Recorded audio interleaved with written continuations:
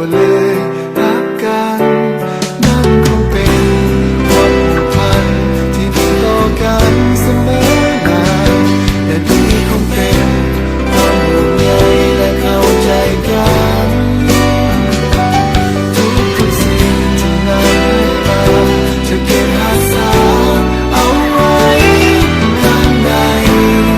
จนเสียใจในคำสัญญาว่าจะรักเพียงนานรักกันตลอดไปสุดหัวใจของอ้ายมีแต่นั้นจากวันนี้สู่นิรันดร์จะรักซื่อตรงทุกอย่างหนทางที่อ้ายจะเปลี่ยนใจ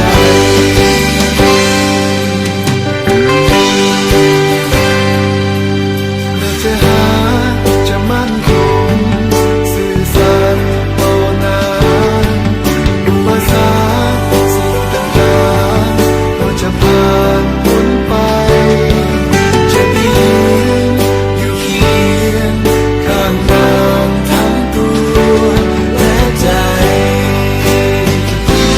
มันคงเป็นความผูกพันที่มีต่อกันเสมอนานและนี่คงเป็นความห่วงใยและเข้าใจกันทุกสิ่งที่นานให้มาจะเก็บรักษาเอาไว้ข้างในจนเสียใจในคำสัญญาว่าจะรักเพียงนานรักกันตลอดไปสุดหัวใจของอ้ายมีแต่นั้นจากวันนี้สู่นิรันดร์จะรักซื่อตรงทุกอย่างบ่มีทางที่อ้ายจะเปลี่ยนใจ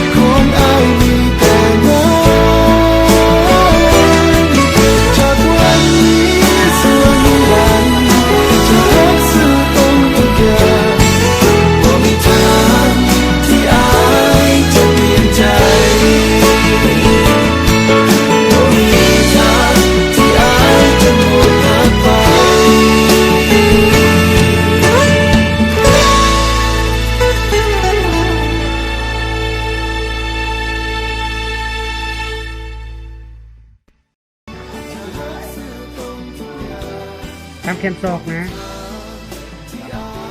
พระเอกกลมดินโทรศัพท์นะพระเอกดินพระเอกกลมดินโทรศัพท์อยู่